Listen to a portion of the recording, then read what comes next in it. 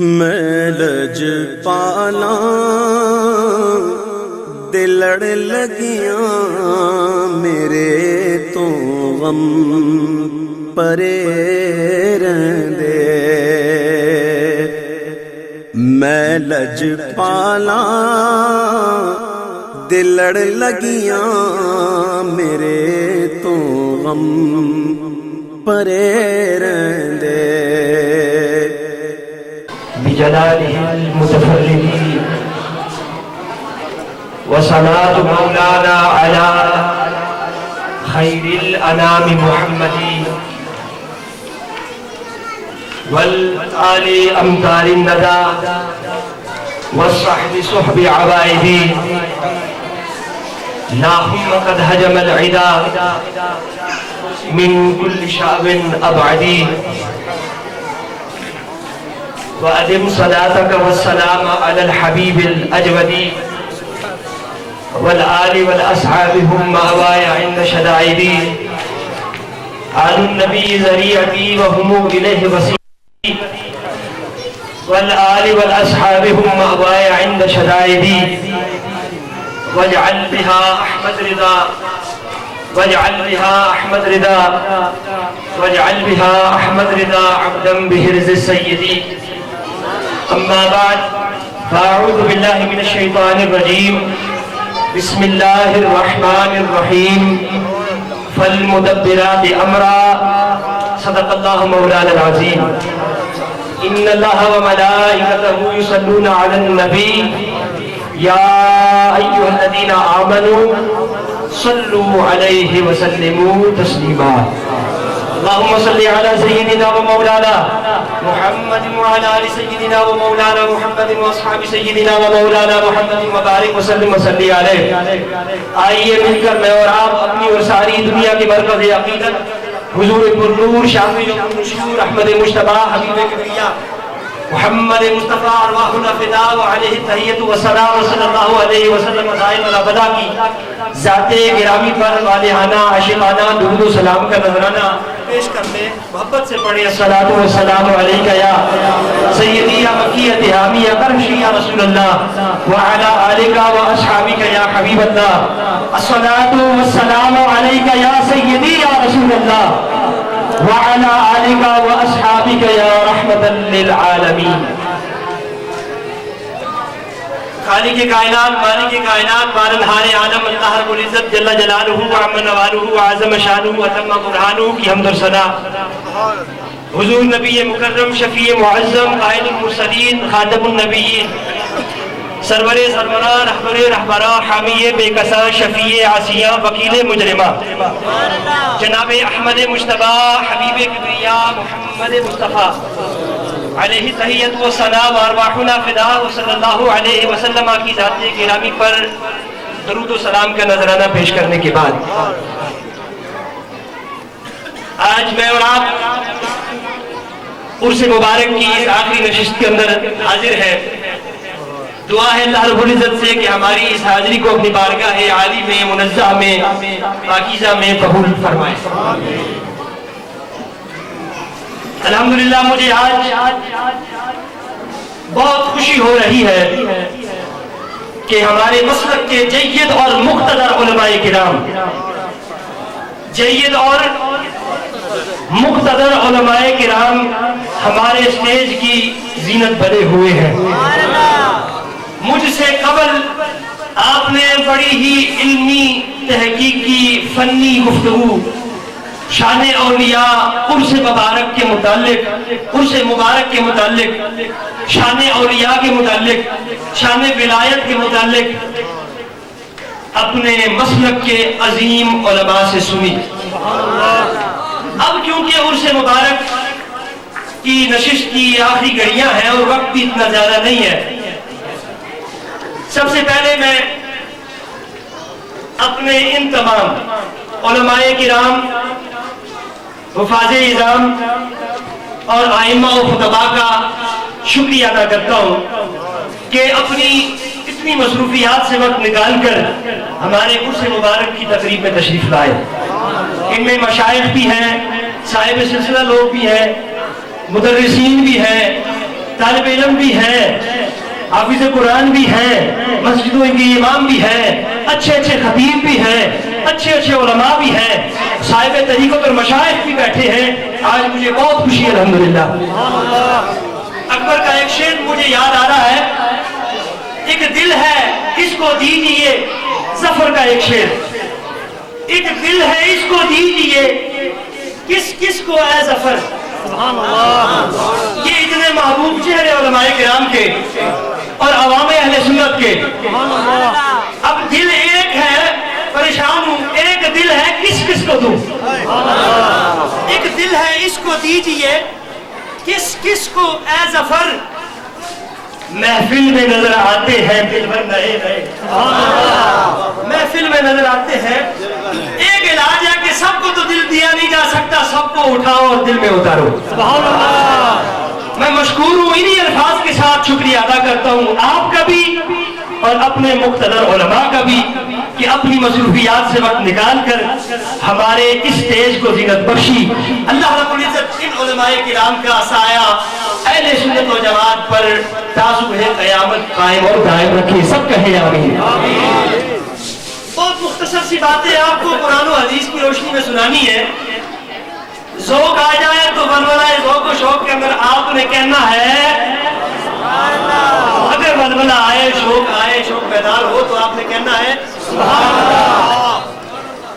لوگ ہم سے پوچھتے ہیں کہ اولیاء کرام سے مدد مانگتے ہو، اولیاء کرام سے ان کے مزارات پہ جا کے استمداد، استعانت، بڑے مشکل لفظ ہے، آسانی سے بیان کرتا ہوں. ان کی ارواح سے مدد مانگتے ہو، ولیوں سے. کوئی مشکل آ جائے تو فوراً ولی کا نام لیتے ہو. جی کوئی مشکل درپیش ہو تو فوراً پیر و مرشد کو یاد کرتے ہو. کوئی مشکل درپیش ہو تو ولی کی طرف متوجہ ہوتے ہو. تو بتاؤ کہ ولیوں سے مدد مانگتے ہو، اس پہ کیا دلیل ہے تمہارے پاس؟ سنتے ہیں اس کا جواب. سبحان اللہ. اور جواب ہے اس کا لاجواب. سبحان اللہ. ایک نقطہ بنیادی، جس نقطے پر ساری میری تقریر، ایک نقطہ بنیادی میرا دعویٰ، اس پہ ساری دلیلیں.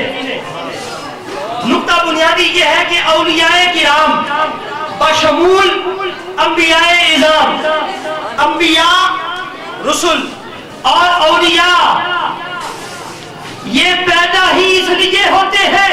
میرا دعویٰ، دلیلیں بھی دوں گا.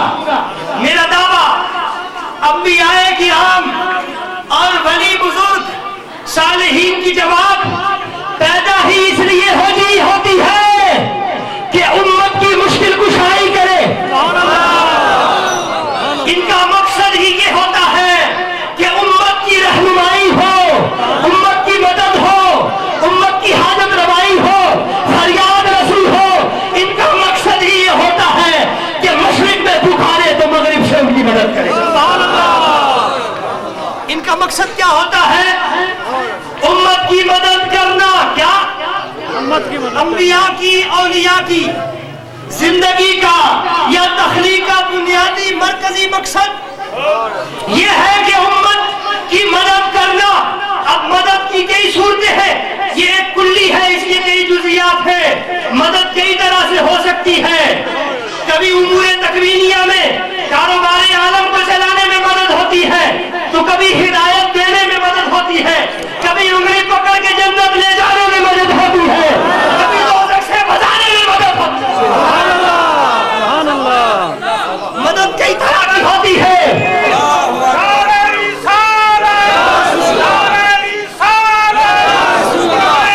مدد کئی طرح کی ہوتی ہے. ارے یہ کم مدد ہے نبی کی کہ ہاتھ پکڑ کے دوزخ سے بچایا. سبحان اللہ.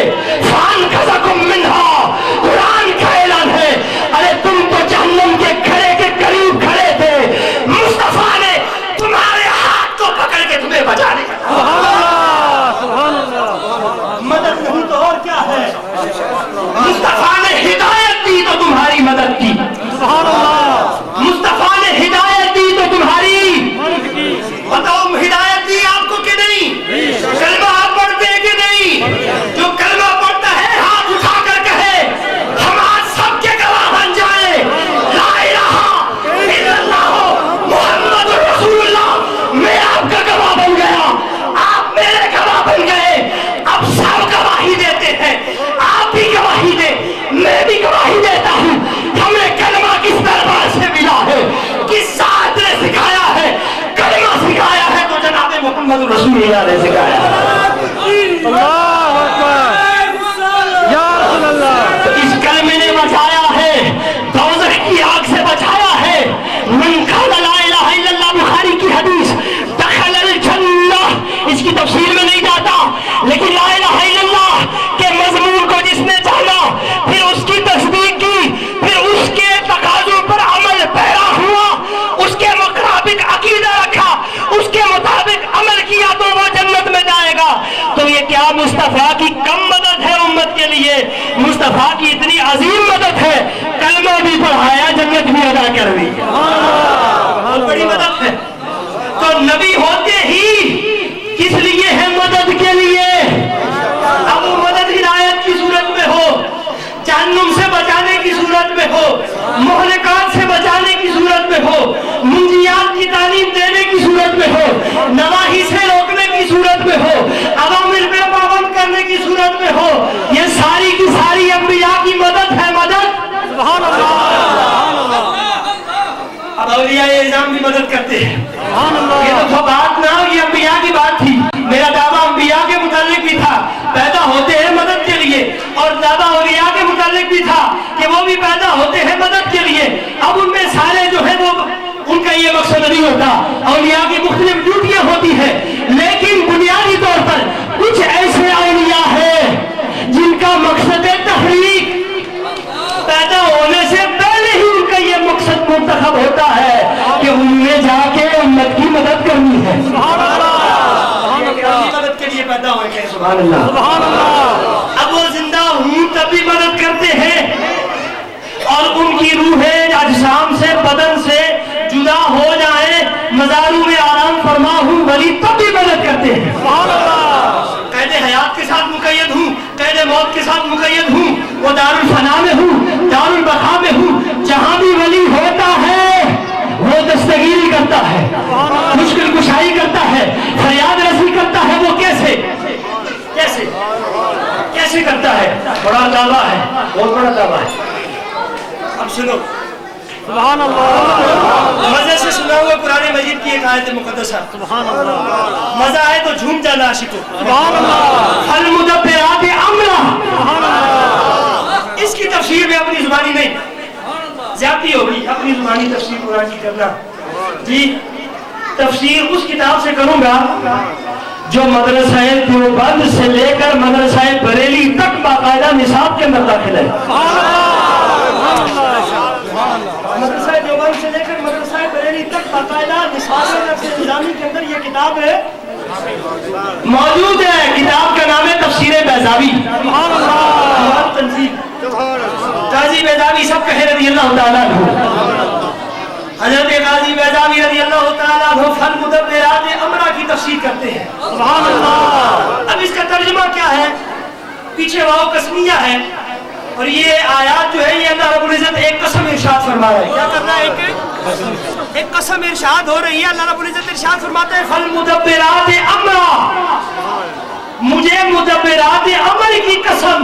بڑا مشکل لفظ ہے, مجھے پتہ ہے یہاں جملہ اتنے بڑے الفاظ نہیں مکمل ان کا نہیں ہے, لیکن میں آپ کو سمجھاتا ہوں سادہ لفظوں کے اندر. سبحان اللہ. مجھے مدبرات امر کی قسم. مدبرات امر کا مطلب ہے تدبیر کرنے والوں کی قسم. تدبیر کائنات کا جتنا نظام ہے نا, یہ تدبیر کے تحت چلتا ہے. سورج طلوع ہوتا ہے, تدبیر کے تحت طلوع ہوتا ہے. غروب ہوتا ہے تو یہ ایک تدبیر کے تحت غروب ہوتا ہے. کسی کو رزق ملتا ہے تو تدبیر, کسی کو غریب رکھا ہے تو تدبیر, کسی کو مال دیا ہے تو تدبیر, کسی کو بھوکا رکھا ہے تو, کسی کو آسانی دی ہے تو, کسی کو مشکل میں رکھا ہے تو. اب یہ مشکل میں رکھنے والے کون, آسانیاں دینے والے کون, نظام کائنات کو چلانے والے کون؟ اللہ فرماتا ہے مجھے ان کی قسم جو نظام کائنات کو چلاتے ہیں, جو امور تکوینیہ میں جن کو دخل ہوتا ہے, نظام کاروبار عالم کے مختلف امور میں ان کا دخل ہوتا ہے. کسی کو رزق دینا, بارش برسانا, فصلیں دینا, اور جانوروں کے رزق کا اہتمام کرنا, سب امور فرماتا ہے مجھے ان ذاتوں کی قسم سبحان اللہ جو یہ ساری تدبیر کرتی ہے، سبحان اللہ یہ ساری تدبیر کرتی ہے۔ قاضی بیضاوی فرماتے ہیں بعض مفسرین نے فرمایا اس سے مراد ملائکہ ہے۔ کیا ہے؟ مجھے ان ملائکہ کی قسم جو کاروبار عالم کے اندر تدبیر کرتے ہیں، ان مدبرات امر کی قسم۔ سبحان اللہ لیکن قلم توڑتی قاضی بیضاوی نے اور عاشقان مصطفیٰ کو ایک ایسی زبردست تفسیر دی کہ قیامت تک سنی عاشق و تفسیر پڑھ کے جھومتا رہے گا۔ فرماتے ہیں حاضی صفات النفوس الفاضلۃ علی المفارقۃ من الابدان۔ اے خدا کے بندو، جاننا چاہتے ہو یہ مدبرات کون ہیں؟ یہ مدبرات ولیوں کی روح ہے۔ جب ولی کی روح جسم سے کامل طور پر جدا ہوتی ہے، عالم بالا کی طرف مترقی ہوتی ہے، خدیرہ قدس میں یہ جھومتی ہے، پھر عزت و شرف کی وجہ سے اللہ اسے اذن دیتا ہے، ولی کی روح پانی بھی برساتی ہے، غریبوں کو رزق بھی دیتی ہے، اور یہی وسیلہ بنتی ہے کہ زمین قائم ہے۔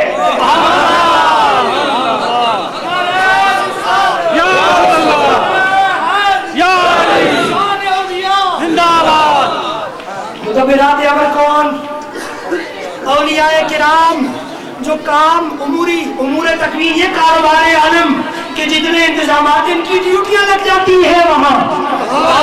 فوت ہونے کے بعد فالمدبرات امرا، جب ان کی روح جسم سے مکمل طور پر جدا ہوتی ہے تو ان کا کام لگ جاتا ہے۔ ان کو ڈیوٹی علی شاہ صاحب سید غضنفر شاہ صاحب فرما رہے تھے نا کہ ولی دنیا میں ہوتا ہے تو فیضان محدود ہوتا ہے، اور ولی جب دنیا سے جاتا ہے تو فیضان وسیع ہو جاتا ہے۔ تو اسی کی تفسیر کر رہا ہوں تفسیر بیضاوی سے کہ اللہ رب العزت اولیاء کرام کی ارواح کو پھر اذن دیتا ہے، اے میرے بزرگ، میرے دوستو، اے میرے محبوب بندو، اے میرے ولیوں، اب تمام کائنات عالم کی تمہیں تدبیر کرنی ہے۔ اور یہ تفسیر قاضی بیضاوی نے تفسیر بیضاوی کے اندر کی، امام غزالی نے احیاء علوم الدین کے اندر کی، اور امام فخر الدین رازی نے تفسیر کبیر کے اندر بھی یہی تفسیر کی۔ ایک بڑی خاص بات، عنایت القاضی علامہ شہاب الدین حفاظی کا بڑا ہی معقولی اور بہت بڑا ایک حاشیہ ہے تفسیر بیضاوی پر۔ آپ اس کے اندر ایک بات لکھتے ہیں، قاضی بیضاوی کی اس تفسیر پر ایک بہت بڑی پتہ کی بات، اس تفسیر پر آپ ایک بات لکھتے ہیں، آپ فرماتے ہیں فَلِذَا قِيلَ إِذَا تَحَيَّرْتُمْ فِي الْأُمُورِ فَاسْتَعِينُوا مِنْ أَهْلِ الْقُبُورِ۔ اسی وجہ سے یہ بات مشہور ہے اور یہ بات کہی جاتی ہے کہ لوگوں جب تم کسی معاملے میں پریشان ہو نا، پریشان تو ولیوں کے مزارات کے پاس جایا کرو، کیونکہ تدبیر ان کے ہاتھوں ہوتی ہے، تدبیر ان کو سپرد ہوتی ہے۔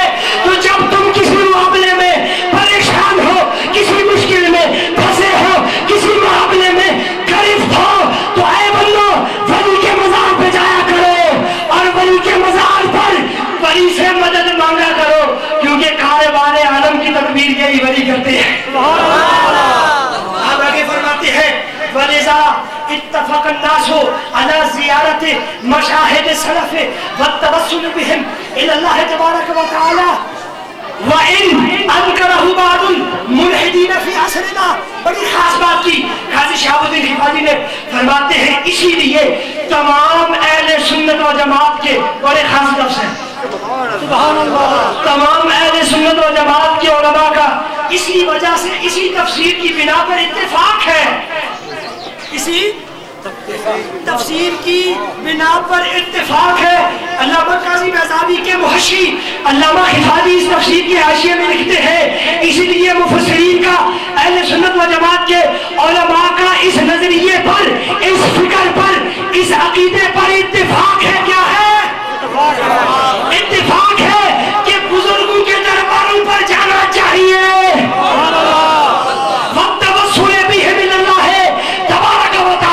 اور اللہ کی بارگاہ سے اگر مدد مانگنی ہو، حاجت روائی کے لیے انہیں وسیلہ بنایا جائے۔ آگے فرماتے ہیں وَإِنْ أَنْكَرَهُ بعض الملحدین فی عصرنا، اگرچہ ہمارے زمانے میں بعض ملحد لوگوں نے اس چیز کا انکار کیا ہے، درباروں سے روکتے ہیں. چند 100 سال پہلے کی تفسیر، سبحان اللہ. چند 100، یہ بریلوی شریف میں بیٹھ کے کسی قاضی مفتی کا فتویٰ نہیں، قرآن کی آیت تفسیر بیضاوی سے، رازی سے، غزالی سے اور قاضی شہاب الدین حفاظی سے. تو جو نظریہ سلف نے دیا، بیضاوی نے دیا، رازی نے دیا، غزالی نے دیا، ارے حفاظی نے دیا، اسی کے امین کا نام امام احمد رضا. احمد رضا نے کوئی نئی فکر نہیں دی ہم کو، کوئی نئی تحریک نہیں چلائی. خدا کی قسم اعلیٰ حضرت کی کتابوں کا طرز آپ کو معلوم ہو جائے، آپ کی اسلوب تحریر و تحقیق و تحقیق کیا ہوتی ہے. تحقیق حضرت فرماتے تھے تو ہماری جو معقولی اصطلاح ہے تحقیق کی اور تحقیق کی یہ خاص فن کی اصطلاحیں ہیں. تحقیق کہتے ہیں کسی دعوی نظری کو دلیل سے ثابت کرنا، اور تحقیق کہتے ہیں کسی دلیل نظری کو دلیل سے ثابت کرنا. یہ فرق ہے دونوں کے درمیان. لیکن آپ کو بات بتاؤں، امام احمد رضا نے اپنی کتابوں کے اندر جو تحقیق کا اسلوب لکھا ہے، مثلا حیات المواد فی بیان سماع الاموات، اعلیٰ حضرت کی بڑی زبردست کتاب ہے. اس کے اندر آپ نے وہ دلائل دیے ہیں کہ مرنے والے مرنے کے بعد بھی زندہ ہوتے ہیں، قبروں کے اندر سنتے بھی ہیں. 300 قول ارشاد مبارکہ شاہ ولی اللہ کے خاندان کے تنہا دیے. فرمایا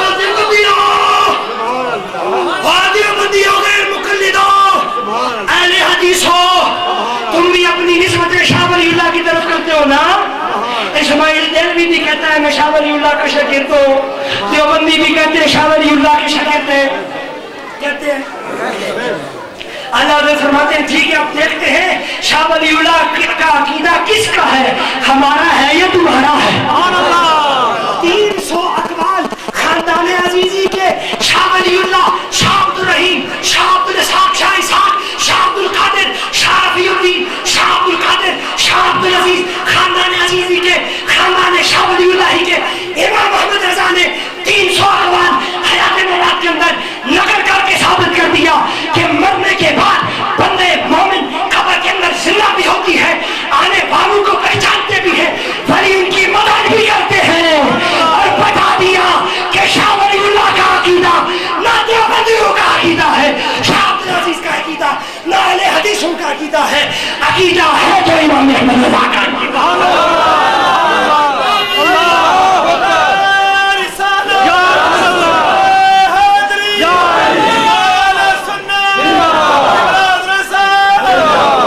تو یہ اولیاء کرام مدد کرتے ہیں، اولیاء کرام ہیں کیونکہ ان کے کام ہے تدبیر، ان کے کام ہے تدبیر نظام عالم.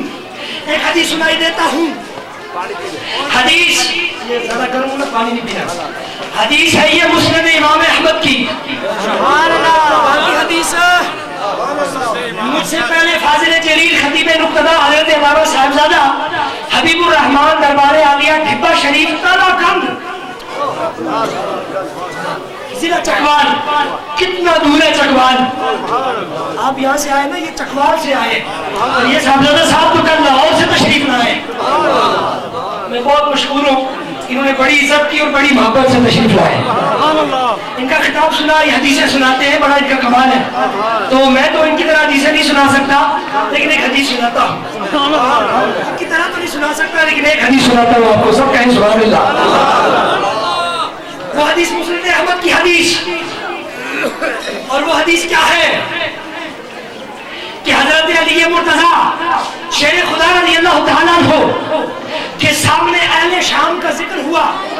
ذکر اہل شام عند علی بن ابی طالب کرم اللہ وجہہ الکریم وهو بالعراق فقالوا انعمهم يا امير المؤمنين فقال لا سمعت رسول الله صلى الله عليه وسلم يقول الابدان بالشام وهم 40 رجلا كلما مات رجل ابدل الله مكانه رجلا يسقى بهم الغيث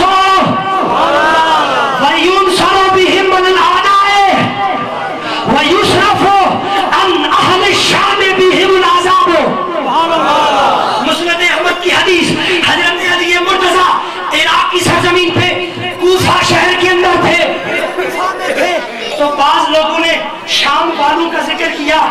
کسی نے کہا امیر المومنین شام والوں کا ذکر چھوڑیے، ان پر لعنت کیجیے۔ شام والوں پر حضرت امیر مومنین علی مرتضیٰ نے فرمایا نہیں میرے صحابیوں، میں شام والوں پہ لعنت نہیں بھیج سکتا، کیونکہ میرے پیارے آقا کے منہ مبارک سے یہ حدیث سنی ہے۔ سبحان اللہ۔ العبدان بالشام، کچھ ایسے ولی ہیں، کچھ ایسے جن کو عبدال کہا جاتا ہے، بدل کی جمع ہے۔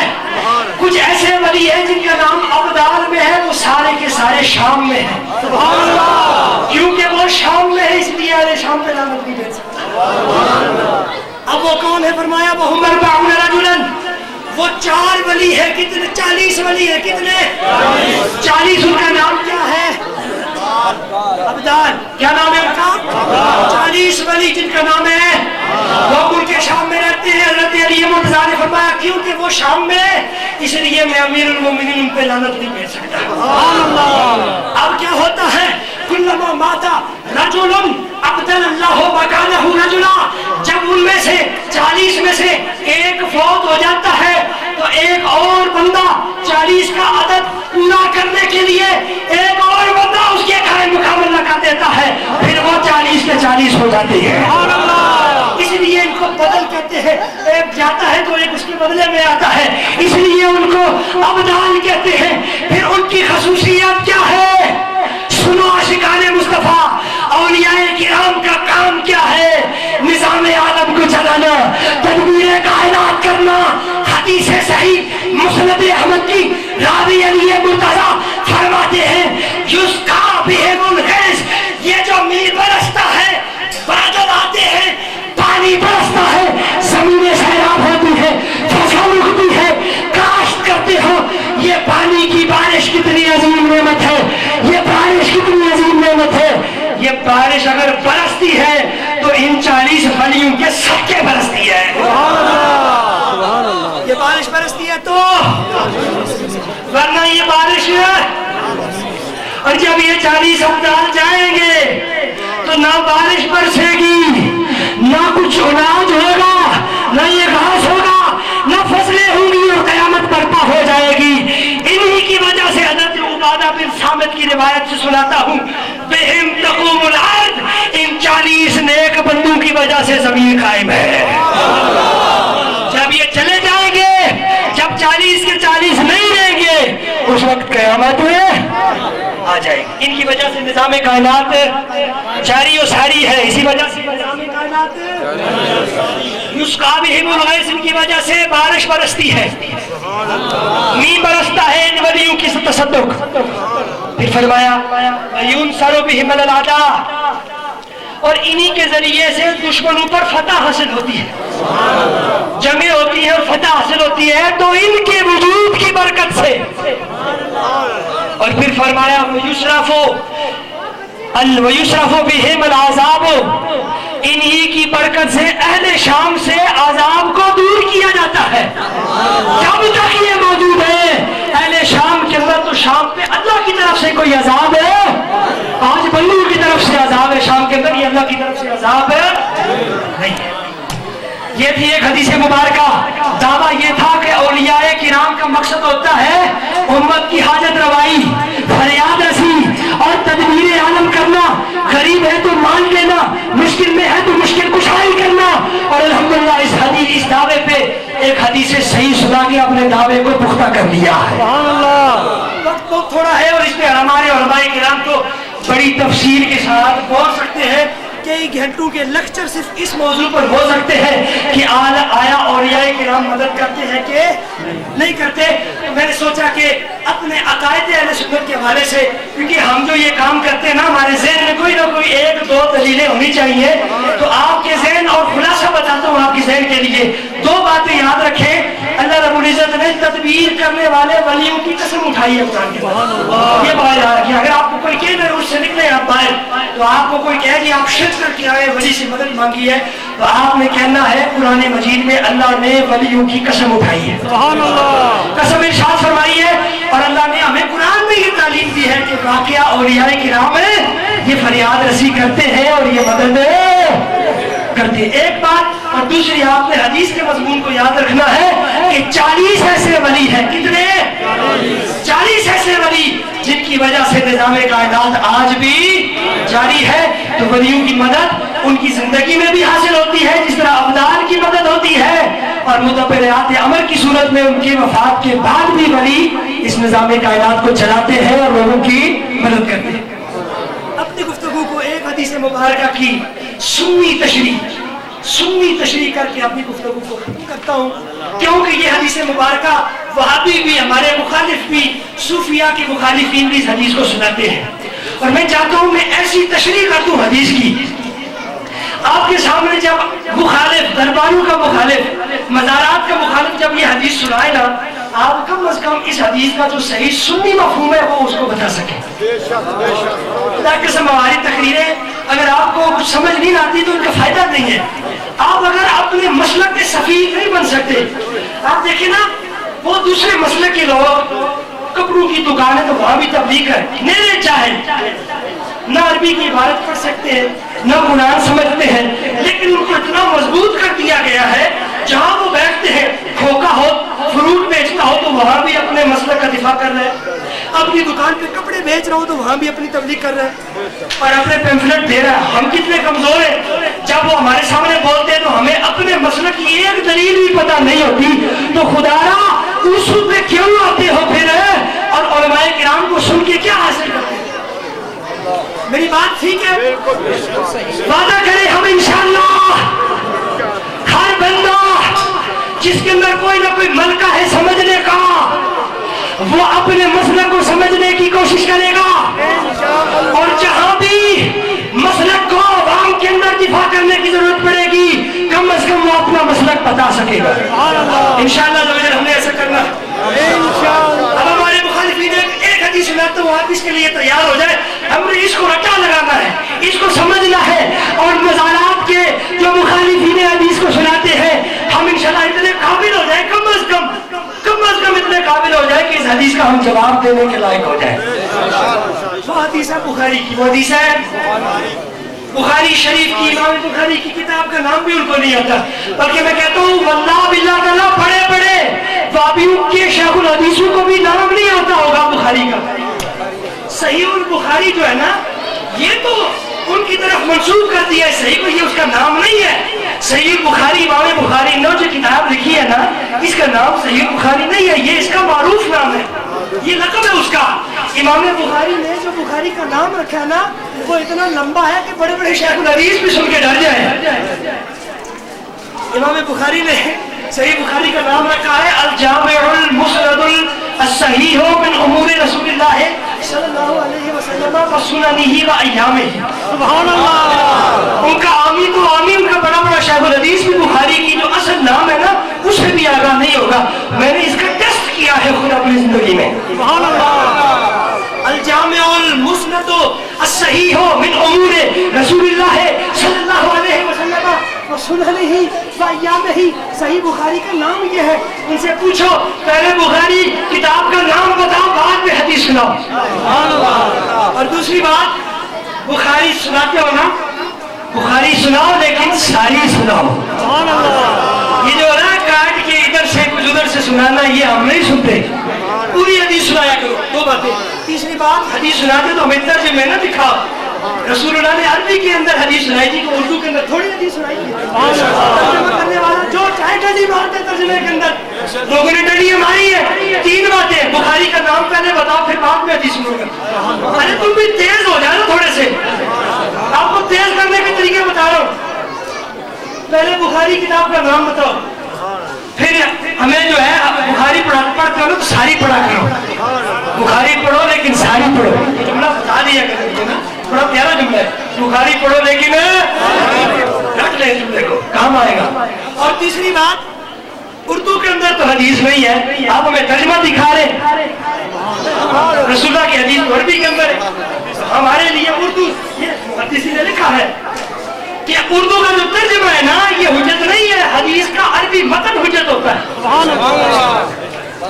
حدیث جو حجت ہوتی ہے, سنت کی جو حجیت ہے, وہ حدیث کے لفظ ہوتے ہیں. دوسری زبان میں ترجمہ جو ہوتا ہے وہ حجت نہیں ہوتا. تو حدیث سناتے وہ کون سی حدیث؟ آپ بھی بڑے تھکے ہوں گے حدیث حدیث کیا ہو تو حدیث کون سی ہے؟ لا تجعلوا قبری عیدا، لا تجعلوا قبری عیدا۔ نبی کہتے ہیں دیکھو مزاروں پہ جانے والوں، وہ بھولی عوام ہے، وہ سنی بھیڑیوں، اس طرح کے لقب ان کی کتابوں کے اندر موجود ہے، وہ جاہل عوام ہے، ایسے ہی مولویوں خطیبوں کے انداز سے متاثر ہو کر درباروں پہ جاتے ہو۔ حدیث تو کہتی ہے، نبی پاک نے فرمایا اپنی قبر کے متعلق فرمایا کہ میری قبر کو عید نہ بنانا، میری قبر کو عید نہ بنانا۔ اب دیکھو رسول اللہ صلی اللہ علیہ وسلم نے فرمایا کہ میری قبر کو عید نہ بناؤ، تو وہ کہتے ہیں عید کا کیا مطلب ہے؟ ہمارے مخالفین جو مزارات سے روکتے ہیں یہ حدیث سناتے ہیں، بابی کہتے ہیں رسول اللہ نے فرمایا میری قبر کو عید نہ بناؤ۔ اب عید بنانے کا مطلب یہ کرتے ہیں، یہاں ڈنڈی مارتے ہیں وہ، اور میں دکھاؤں گا کہ اس کی تشریح وہی ہے جو سنیوں نے کی ہے، اور خدا کی قسم وہ ہمارے مذہب کے موافق ہے، مخالف ہرگز نہیں ہے۔ وہ مفہوم وہ نکالتے ہیں جو ہمارے مسلک کے مخالف ہے۔ وہ کہتے ہیں دیکھو نبی نے فرمایا کہ میری قبر کو عید، اب وہ ابھی کہتے ہیں تشریح کرتے ہو، یہ ترجمہ نہیں ہے، ان کی تشریح کی بات ہوتی ہے، یہاں تو ڈنڈی مارتے ہیں وہ۔ عید کا مطلب یہ ہے کہ جس طرح عید میں اجتماع ہوتا ہے، عید میں دیکھیں کسی کو بہکانے کے لیے بڑی زبردست دلیل ہے نا، گمراہ کرنے کے لیے بڑی زبردست دلیل ہے، جس طرح عید میں اجتماع ہوتا ہے، عید میں تم ایک دوسرے سے ملاقات کرتے ہو، معانقہ کرتے ہو، تو میری قبر کو اس طرح نہ کرنا، میری قبر پہ اجتماع۔ تو جب نبی کی قبر پہ اجتماع جائز نہیں ہے جس طرح عید میں ہوتا ہے، تو ولیوں کے قبر پہ جا کے اجتماع کرتے ہو، ملتے ہو، ملاقاتیں کرتے ہو، اس کو عید بناتے ہو۔ تو جب نبی کی قبر کو عید بنانا جائز نہیں تو ولی کی قبر پہ عرس کرنا کیا ہے؟ عرس کرنا آپ دیکھیں بولا سیدھا سادہ ہمارا سنی نوجوان ہو تو بیٹھ جائے گا، اور ہوتا بھی یہ ہماری یونیورسٹیوں کے اندر، کالجوں کے اندر، ہائی اسکولوں کے اندر، حتیٰ کہ ماسٹر، بڑے بڑے اسکولوں کے ماسٹر بھی اس طرح کی تعلیمیں دیتے ہیں۔ ہمارے نوجوان کہتے ہیں کہاں لکھا ہے جی؟ بخاری کے اندر لکھا ہے جی، اور وہ اردو ترجمہ بخاری کا دکھا دیا اور وہی سے ہمارا نوجوان ہے، تو کیوں نہیں ہم کام کرتے؟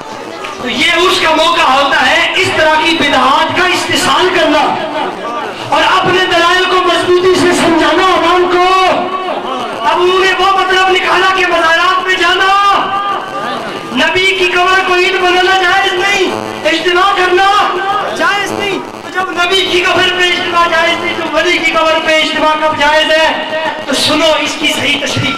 اور آپ کہو گے میں نے بخاری پڑھی ہے اور اس کی تشریح کوئی بریلی شریف سے کر دی ہے، نہیں بریلی شریف سے بھی نہیں کہوں گا، خدا کی قسم امام احمد رضا نے کوئی نئی فکر نہیں، امام احمد رضا 1400 سال کے علوم کے فارس بھی ہے، نظریات کے حافظ بھی ہے، اور مسئلے کے اہل سنت کے ترجمان بھی ہے۔ اس کی تشریح سناتا ہوں مسالک الحنفاء سے، امام قسطلانی آپ نے اس حدیث کی تشریح فرمائی ہے 3 انداز سے۔ اس حدیث کا ایک معنی جو سنی کرتے ہیں وہ سنو، نبی پاک صلی اللہ علیہ وسلم نے فرمایا میری قبر کو عید نہ بنانا۔ جس طرح عید میں بچے اور بڑے اکٹھے ہوتے ہیں نا، کھیل کود ہوتا ہے، کھیل کود خوشی کا دن ہوتا ہے، اور انتہا تک پہنچ گئے ہو گئے سمجھنے والے۔ جس طرح لہو ناپ میں تم مشتغل ہوتے ہو، یہ فضول باتوں میں مشتغل ہو جاتے ہو نا، عید کے دن کھیلتے ہو، کودتے ہو، لغویات میں مصروف ہو جاتے ہو، جس طرح آج ہمارے عرصوں میں بڑے بڑے فاحشانہ میلے ہوتے ہیں، اس کی مذمت ہو رہی ہے حدیث کے اندر۔ فرمایا میری قبر کو عید نہ بنانا، یعنی لہو ناپ میں مصروف نہ ہونا، میری قبر پہ آ کر لغویات میں مصروف نہ ہونا۔ باقی اگر تم لغویات میں مصروف نہ ہو، جائز طریقے سے میری قبر پہ اجتماع کرتے ہو تو یہ اجتماع جائز ہے۔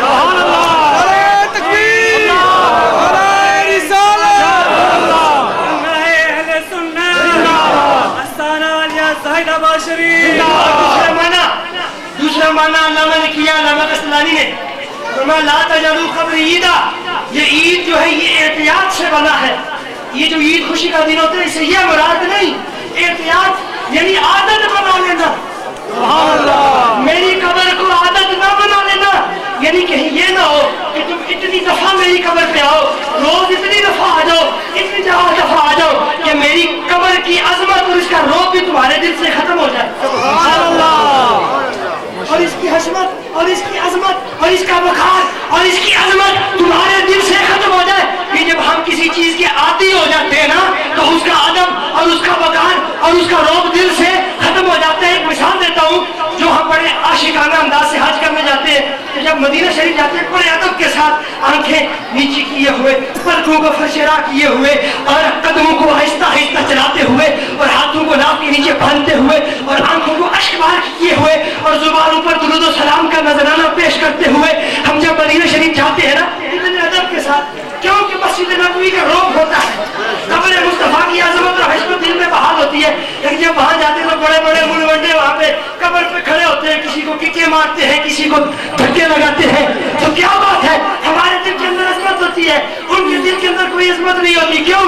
وہ عادی ہو چکے ہیں, گستاخ ہے. ہم بہادر ہوتے ہیں, ایک دفعہ زندگی میں موقع ملتا ہے جاتے ہیں تو جس چیز کی عادت پڑ جاتی ہے رعب ختم ہو جاتا ہے. سرکار نے فرمایا لا تجعلوا قبری عیدا, سنیوں کا دوسرا معنی حدیث کا, میری قبر کو عادت کی جگہ نہ بنانا, کہیں یہ نہ ہو کہ عادت سے آنا شروع ہو جائے اور قبر کی عظمت دل سے ختم ہو جائے. سبحان اللہ. یہ نہ ہو کہ قبر کی آتے رہنا, اتنا آنا کہ روح بھی برقرار رہے. سبحان اللہ. سب کہیں سبحان اللہ. اس میں منع کہا ہے جی, منع تو کوئی نہیں ہے بلکہ الٹا تعظیم کا افادہ حاصل ہوا. تعظیم کا معنی قبر پہ آنا تو عزت کے ساتھ, عظمت کے ساتھ, اس کا وقار اور عزت اور عظمت دل میں رکھتے ہوئے تعظیم کے ساتھ آنا, یہ مطلب بنا اس کا. اور آخری بات سنا کے اپنی گفتگو ختم کرتا ہوں. ایک آخری اس کی تفسیر اور تشریح علامہ قسطلانی نے کی, بڑی زبردست سنی تشریح. امام احمد رضا سے پہلے اور خدا کی قسم امام احمد رضا نے انہی تشریحات حدیث کی ترجمانی کی. سبحان اللہ. لا تجعلوا قبری کا تیسرا معنی کیا ہے؟ میری قبر کو عید نہ بنانا. اس کا تیسرا معنی یہ ہے کہ جس طرح یار میری تقریر کی آخری بات ہے, یہ آخر سے بیٹھ کے نا ادھر بیٹھے ہوئے نا جو آدمی آخر میں وہ بچے یہ بزرگ سارے, اور ادھر جو اسٹیج پہ بیٹھے, میں چاہتا ہوں میری تقریر کا آخری نقطہ مغز ہے. سبحان اللہ. مغز ہے, تو آپ کی سب توجہ میری طرف ہو, اپنی گفتگو ختم. لا تجعلوا قبری عیدا, سرکار نے فرمایا میری قبر کو, پیچھے والے کہے میری قبر کو عید. اس کا معنی یہ ہے عید جس طرح سال میں عید الفطر سال میں کتنی دفعہ آتی ہے, عید الاضحیٰ سال میں کتنی دفعہ آتی ہے. سرکار نے فرمایا میرے امتیوں اور میرے عاشقوں, میری قبر کو عید نہ بنانا. ارے جس طرح عید ایک دفعہ آتی ہے, میری قبر میں ایک دفعہ نہیں آنا, بار بار آنا. میری قبر پہ ایک دفعہ نہیں آنا, میری قبر پہ بار بار آنا. یہ میری قبر کو عید بنا.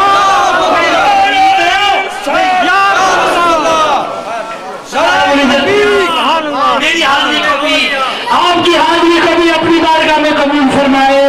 میں علماء کرام کا, خطباء اعظام کا, طلباء اعظام کا, حفاظ اعظام کا, ائمہ حضرات کا, مشائخ اعظام کا, اصحاب سلسلہ و طریقت کا اور عوام اہل سنت کا, تمام اہل اسلام کا اپنے عبادت کی نیابت میں سب کا شکریہ ادا کرتا ہوں. اللہ دین و دنیا کی برکتیں عطا فرمائے, تمام کی مشکلات آسان فرمائے, صاحب مزار کی نظر اور خاص توجہ سب کو نصیب فرمائے.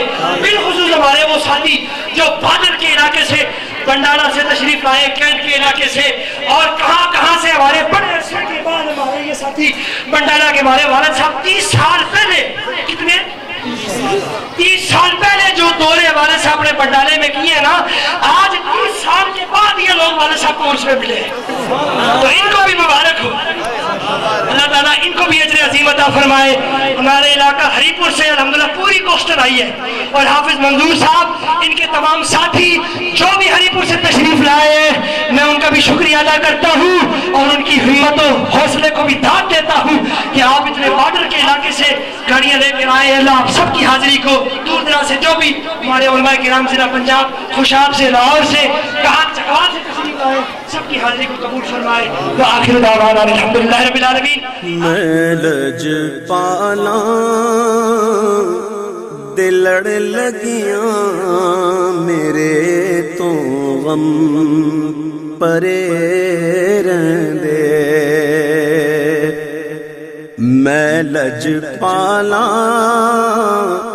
دل لڑ لگیاں میرے تو غم پرے رہندے